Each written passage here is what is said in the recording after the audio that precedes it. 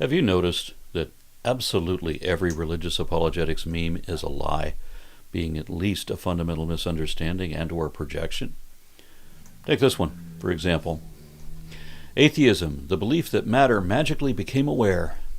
And first off, atheism is not a belief. It's a lack of belief, not belief in a lack. It is the state of being unconvinced of the unsupported assertions of gods. Self-described believers cannot comprehend not believing, so they have to frame everything, even doubt, in terms of belief. If you don't believe it's true, then you must believe it's false. That's the limit of their binary thinking. Second, atheism is not evolution, which is not a belief either. We can show that it's true and thus know that it's true. We don't have to believe in it. We can test it. And third, we atheists are not the ones who believe that matter became aware magically. And generally speaking, we don't believe in magic like religious people do. Some might try to deny that, but if you believe in blessings and curses and miracles, then you believe in magic. And finally, we are not the ones who believe we came from a rock either. There are textbooks that say that the earth was once a molten ball of rock, and then the next paragraph will usually talk about how other chemicals rained down from space, chemicals that would not generally be considered rocks even if they were frozen solid. Some people don't bother to read that next paragraph, but we know that life formed in and from liquid, not rock. Creationists are the ones who believe that their God brought dirt, literal rocks, to life using a golem spell, in the fable where their god literally made rocks become aware magically. So this meme is not talking about atheism nor evolution in any sense either. This is yet another example of religious fundamentalists describing themselves, but projecting all their own faults onto others who will not share those faults with them. Because creationism is just liars lying, and that's it, and that's all.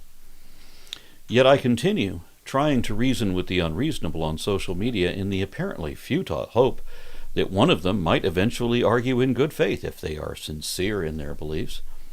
Because it happened once, 20 years ago now, but it might happen again.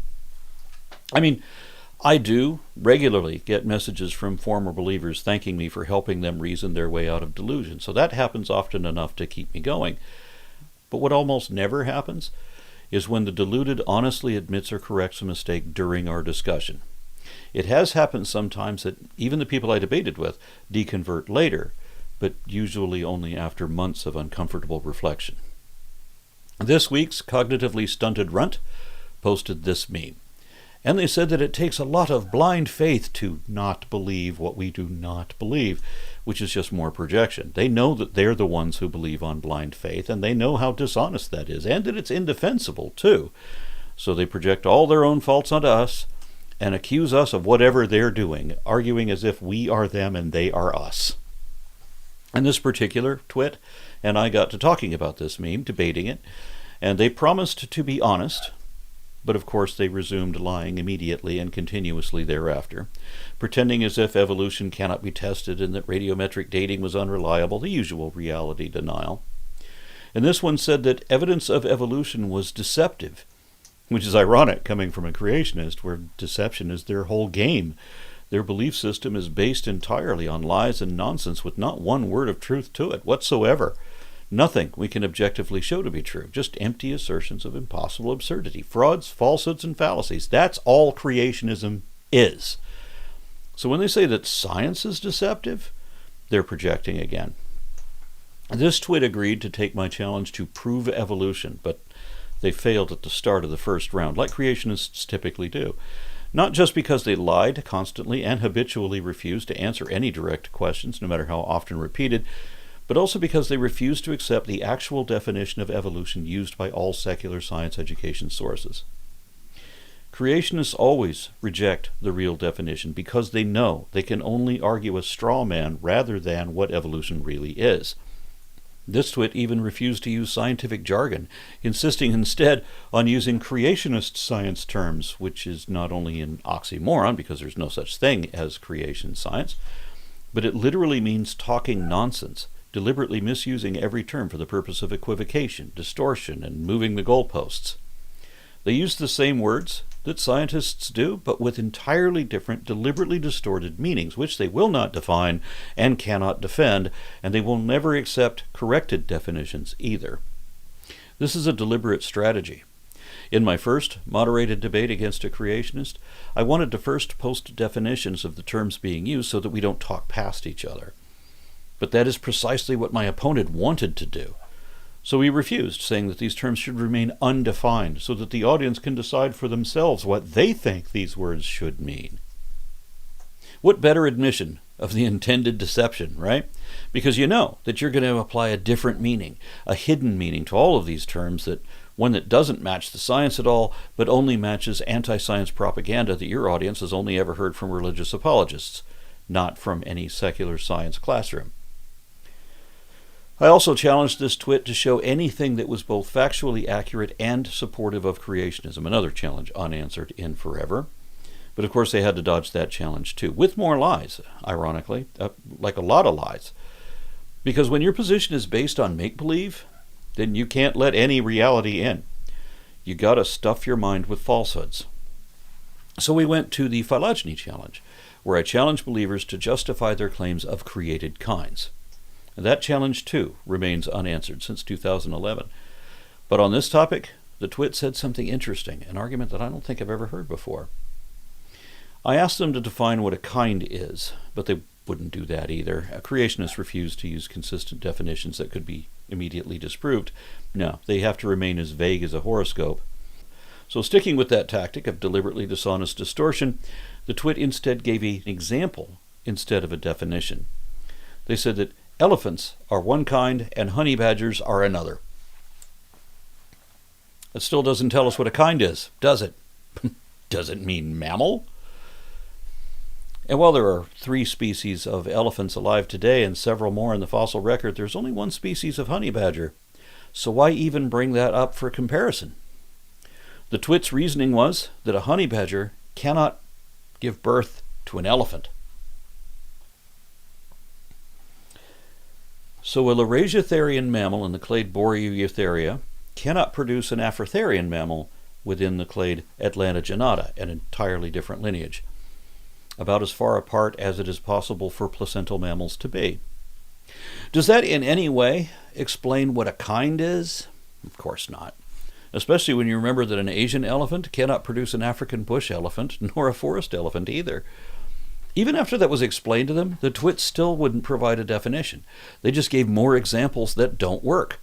They said that fish is one kind and dogs were another, and that they each were created according to their kinds. Empty assertions that we're just supposed to believe without question, reservation, or reason, just because some ignorant idiot said so. The twit also said that there were 400,000 different kinds of bugs. What do they mean by bugs? Are they talking about all arthropods collectively, or perhaps microbes? Usually the word bug only applies to insects. But even then, the twit is ignoring the fact that there are over 1 million species of insects, and not just 400,000. And they, like all other animals, fall into a taxonomic scheme where every phylum contains multiple orders, every order divides into multiple families, and every family has multiple genera, and every genus contains multiple species, whether extant or extinct. It's become much more detailed now than the old Linnaean construct of only 7 different grades, but that only makes the problem for the creationists even worse. And this applies to insects along with everything else. And again, it completely negates the notion of kinds. And since the make-believers refuse to explain their position, allow me to help out where the creationists never will. There are 2 definitions creationists use and confuse for kinds, and they conflate the 2, using both at the same time, which is equivocation, since the 2 definitions contradict each other. The first definition is based on the Hebrew word min, and it assumes that if any 2 animals can interbreed and produce fertile offspring to bring forth after their kind, then they are the same kind. And this definition is identical to the biological species concept, such that species equals kind. And the only difference being that while new species can and do evolve from other species, Creationists pretend as if God created each original species/kind miraculously, meaning magically. Thus, by this definition, macroevolution is impossible because new species can only come about as an act of special creation by God. And once a kind or species is created, all they can do after that is diversify into new breeds or variation within kinds, within species. They can't produce new kinds, meaning no new species. However, modern creationists realize two significant problems with that. One is that speciation has been directly observed and documented so many times in different ways that even creationists can't deny that anymore. And we don't need God to create new species. We know that species can originate by natural selection, just like Darwin said in the title of his book. And two, even if we ignore all the fossil forms, which now outnumber modern genera, there is still no way that all of the current species alive today could possibly fit onto that mythical Noah's Ark. So the fundamentalists had to come up with a new excuse, some way that a relatively few created kinds were on the ark, and that after the mythic flood, then those original archetypes would proliferate into myriad new species or genera, or in some cases even new taxonomic families, so that a few hundred pairs of original archetypes could evolve into millions of species.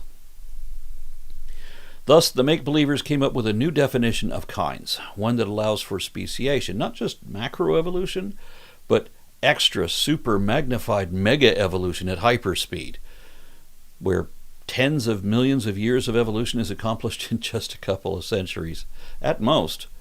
So that, for example, if cats were all one kind, like this twit letter said, then there would be one pair of cats on the ark, and from them were derived every species of cats, from lions and leopards to house cats and lynxes and all of that. And they had to evolve immediately because all these different types of cats show up in ancient depictions from even the earliest art forms. And a lot of them are fossil forms earlier than any art. So one pair of cats to several dozen species, all of them emerging instantly. Within a couple of decades? And by this definition, a kind is more like a clade. And a clade is a taxonomic category of many related species, including all the descendants of a common ancestor. Daughter clades descend from parent clades, like Russian nesting dolls, if each doll contained at least two smaller dolls inside it, where over time, one original form diversifies into two, and then many generations later, those two become four, and then those four eventually become 8 and 16 and so on, excepting for the ones that eventually go extinct, with each surviving group being increasingly distinct from their ancestors or cousins. The only difference between a clade and a kind is that where the clade of all animals and the clade of all plants are both daughters of the same parent clade, the eukarya, that's all life that has nucleic cells, the notion of kinds changes the giant tree of life into an orchard of small shrubs that were magically created separately, unrelated to anything else. So each original created kind can be the common ancestor of many different subsets evolving into daughter clades, just like evolution teaches. That is exactly evolution. That's even macroevolution, since it allows for the origin of new species, just like Darwin said. But if you call it a kind, then there is an implied limit that no one can identify. Famous apologists like Ken Ham and Kent Hovind have argued that by this definition, every member of the genus Canis would still be the same kind, and every genus of elephants would still be the same kind, even if they can no longer interbreed. The clade kind definition has been interpreted to allow for kinds within kinds, or kinds of kinds, just like what the Bible says about different kinds of birds of all sorts. However, there are significant problems with that definition too. Instead of a single bird kind, where every type of bird descends from one original bird, or one pair of birds, if you like, God made many different kinds of birds. And the Bible specifically talks about different species within a genus, like different kinds of corvids or hawks, where it clearly specifies species as kinds, not a genus or a family like creationists like to pretend. Another problem is what the Bible said earlier about being able to bring forth after their kind, though that is only a problem if you interpret bring forth to mean two organisms interbreeding, which is not specified. So you can interpret it to allow that all dogs are the same kind, or you can quibble over the fact that domestic dogs cannot interbreed with some wild dogs, even though they look so much alike. The biggest problem with this definition, and with both definitions really, is that there is no evidence at all for any original archetype, and all of the relevant facts align against it. In the species-kind definition, you couldn't have two or more genetically isolated species in the same genus, nor different genera in the same family, like where we have gorillas, orangutans, and chimpanzees, each of them multiple species in their own genus, and all of them in the ape family along with humans. And including humans in that isn't the problem. It's every other genus that everyone already accepts as separate genera that are all part of the ape family. If species equals kinds, then that can't be, but we know it is.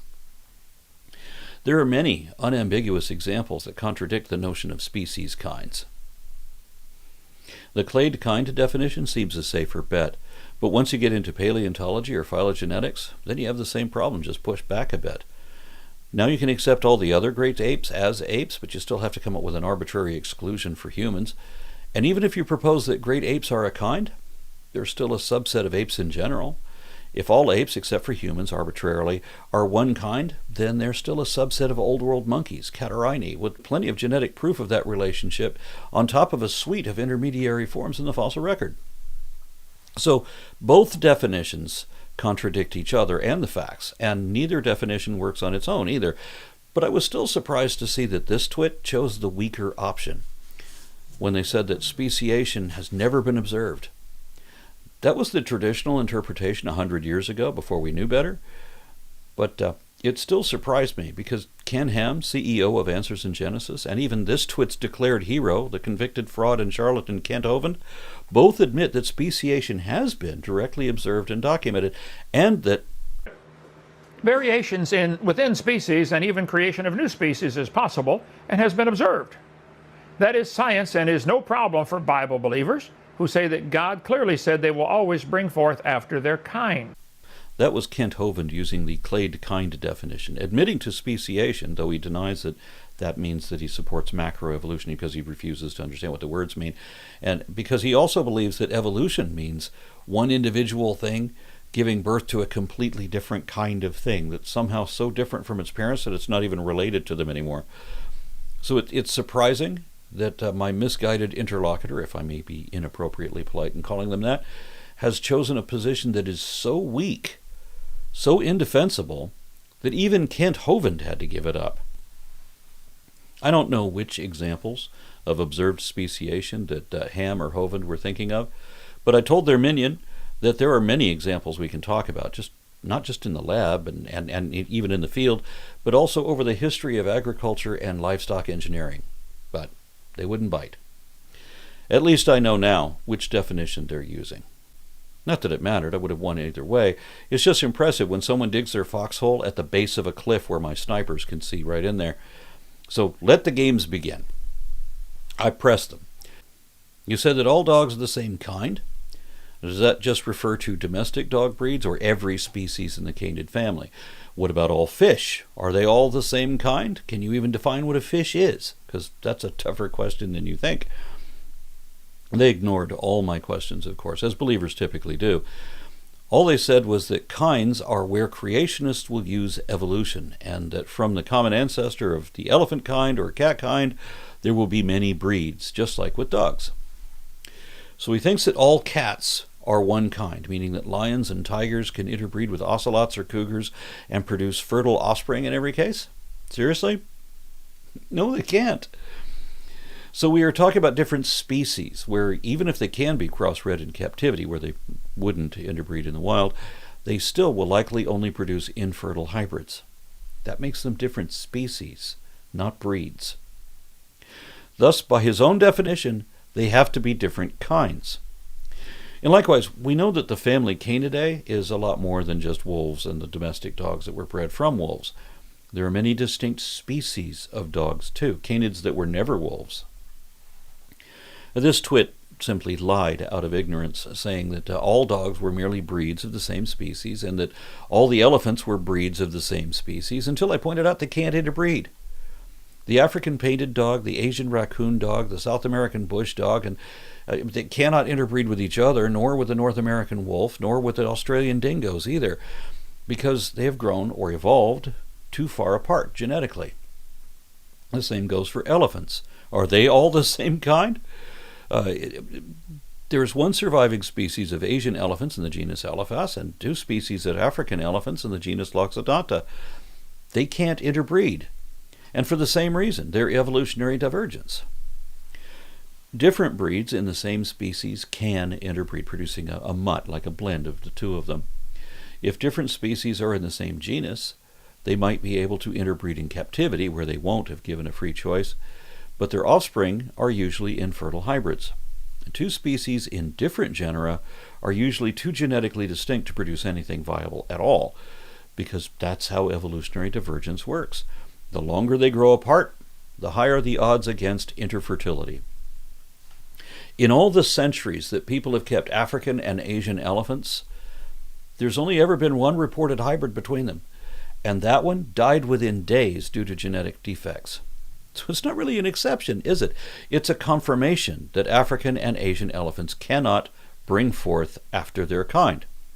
So you can't use that argument to say that they're the same kind or that they're breeds of the same kind. Though this twit still did, because when your worldview becomes your identity and it is based entirely on lies, then you have to keep on lying, because an honest version of yourself would be a whole new identity. Not that that never happens. It does, just not as often as it should, because that kind of awakening to accountability can be a painful realization. But you become a better and happier person for it. So, after having said that elephants were all the same kind, this twit also said that they could interbreed, even though they knew that they couldn't. It's okay to lie when you're lying for Jesus. The twit had to say that because when I asked the more important question of how do we know whether they're the same kind or not, they said chromosome count. They said the same thing when I asked them to define what a kind is. So they're invested in the number of chromosomes determining the kind. That was the argument that I never heard before. They're still arguing that species equals kinds, but they're also arguing that chromosomes determine species. So now it's a chromosome kind definition. And let's talk about everything wrong with that argument, given what they said about each of the examples they already provided. For example, the twit said that a monkey and human can mate and interbreed and produce offspring, but with defects and sterility, but they are not the same kinds. First of all, no. We and even our closest cousins have grown too far apart for that, at least physically, if not genetically. The twit chose chromosome counts for the criteria of kinds only because we have a fewer pair of chromosomes than the other apes do, because of a specific type of telomeric fusion of 2 ape chromosomes that geneticists have confirmed produced human DNA. I demanded a citation for his claim about humans and monkeys interbreeding, but that request was ignored as well, because faith means never admitting when you're wrong, even when you're always wrong and you've never been right about anything ever. Because believers assert their opinions as if it was fact and dismiss objective facts as if they're mere opinion. According to the Bible, if they can interbreed and bring forth fertile offspring after their kind, then they are the same kind. And indeed, humans are a subset of Old World monkeys. So saying that a monkey can breed with a human is just as meaningless as saying that a bird can breed with a duck, or that a dog can breed with a terrier, or that a cat can breed with a lion. All living elephants have 56 chromosomes, thus they must be the same kind, according to this twit, who insisted that elephants are just different breeds, not different species, even though they cannot bring forth after their kind, which is how the Bible defines kinds. You're not going to win any arguments if you stick with the Bible, so this twit went with the number of chromosomes instead, ignoring the fact that the number of chromosomes is not the only way that DNA changes. There are not only different types of point mutations, frame shift mutations, whether insertions or deletions, but there's also structural chromosomal alterations, duplication, inversion, translocation, and repeat expansions. So I hit him with harder questions. Canids exhibit significant chromosomal variants, ranging from 34 in red foxes to 78 in wolves and dogs, highlighting rapid karyotype evolution despite sharing conserved gene linkage groups. So by the twit's own criteria, not all dogs are the same kind, like they just said.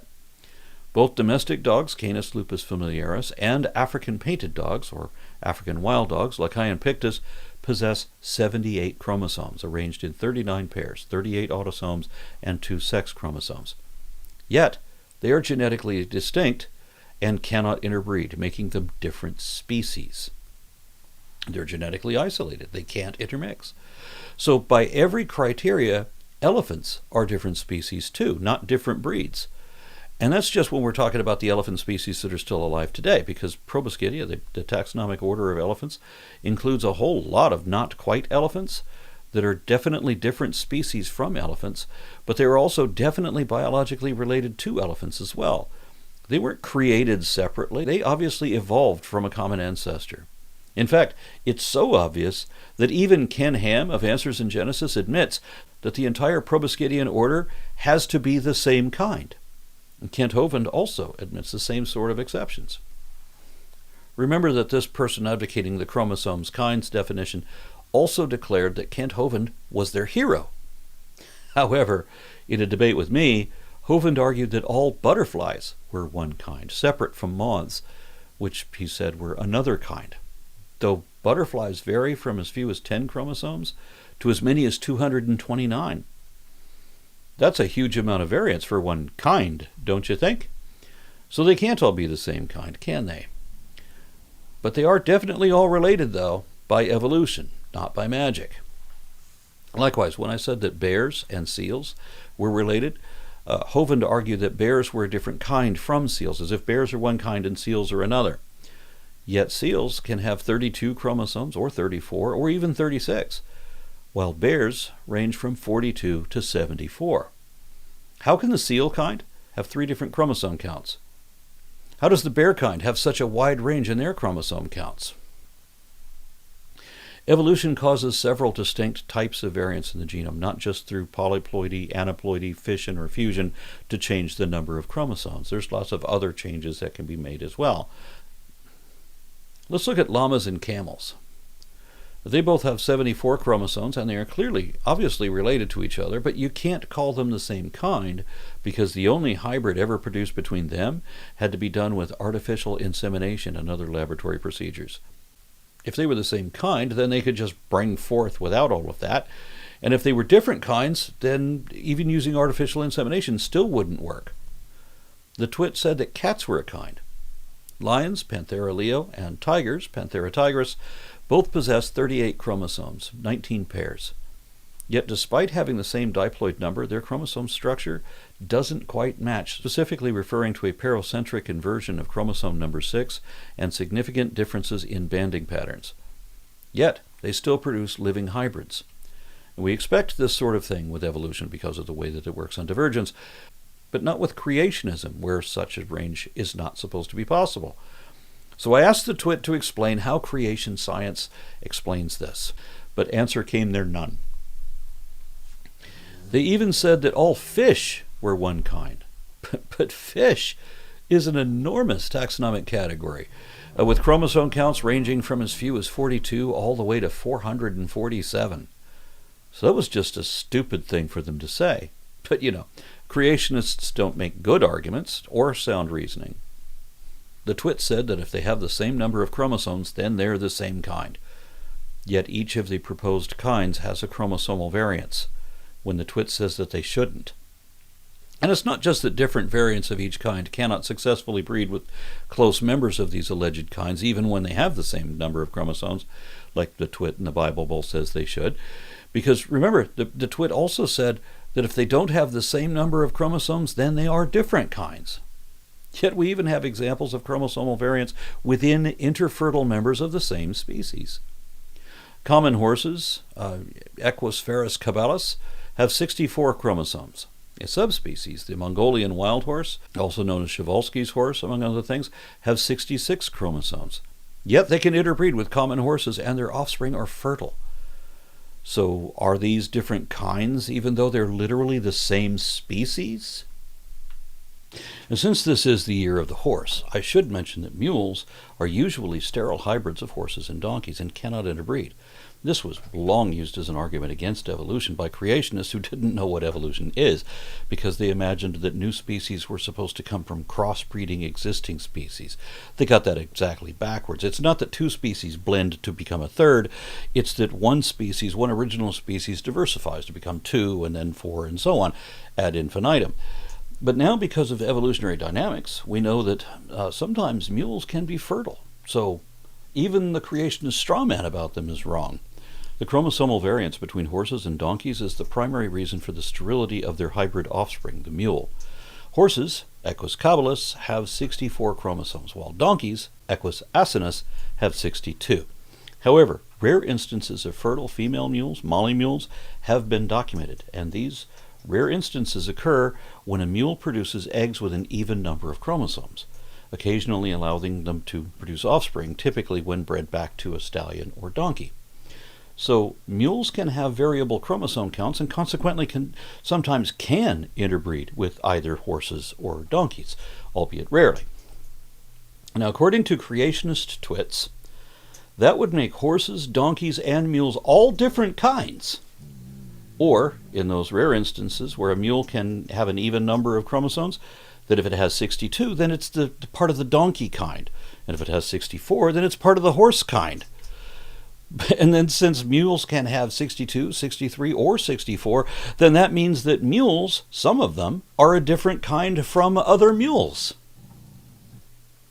I asked, how do you tell? They said, chromosome count.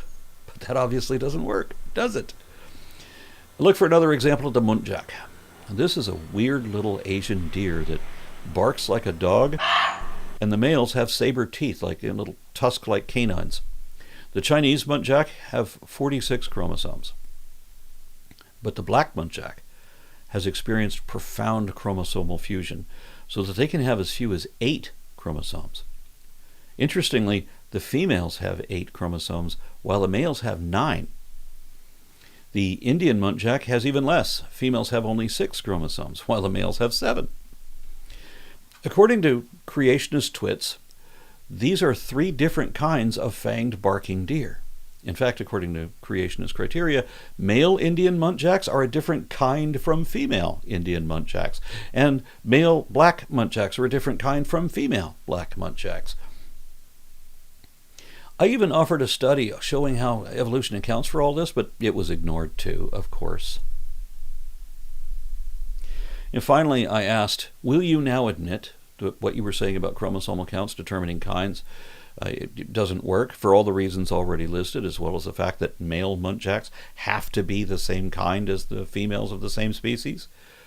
Will you now admit that all 3 varieties of muntjacs are unambiguously different species due to their chromosomal distinction and lack of chemical interfertility, meaning that they are not merely subspecies or breeds, but that they are unambiguously distinct species and consequently cannot all bring forth after their kind? And now that you are aware of how genetic studies both confirm their common ancestry and explain how their chromosomal fusions occurred among the cousins of Chinese muntjacs to spawn both the black muntjacs and Indian muntjacs with their greatly reduced chromosome counts, will you now admit that these weird fanged barking deer in Asia are also unambiguously biologically related to each other, being 3 species indisputably in the same genus?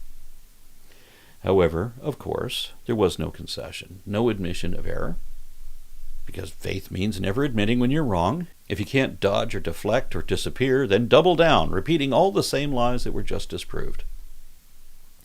In fact, nearly all of my questions were ignored, so I repeated them in numbered order so that we could both see how obvious it is that they were dodging all these questions. And then I added more questions to the list, still all ignored, and still numbered. I think we got up to 15. The only honest thing they did was to admit to their own dishonesty when they said that accepting the evident facts of natural reality was a worldly practice, while they remain firmly entrenched in their delusion. But that doesn't change the fact that they were demonstrably wrong on every single claim they tried to make about natural science. Otherwise, the only reply was dishonest denial, followed by extreme stupidity and willful ignorance. When the twit said that monkeys and humans can mate and produce even a banana, which is sterile, that is a stunning level of stupidity. Yet, this level of idiocy, ignorance, and dishonesty is what I get and have always gotten every day from virtually every believer ever. That's what religious extremism does to people. Turn them into stupid liars who lie stupidly. The saddest part about all that is that people often ask me, how do I talk to my parents, whom I still love, but they're religious fundamentalists who believe in all this ignorant, bigoted nonsense? And the problem with that is that they don't care what the truth is. Friedrich Nietzsche and Mark Twain both got this right. Believers don't want to accept evident reality. They want to make believe something else instead. And for whatever reason, pretending their favorite fantasy probably means more to them than you do.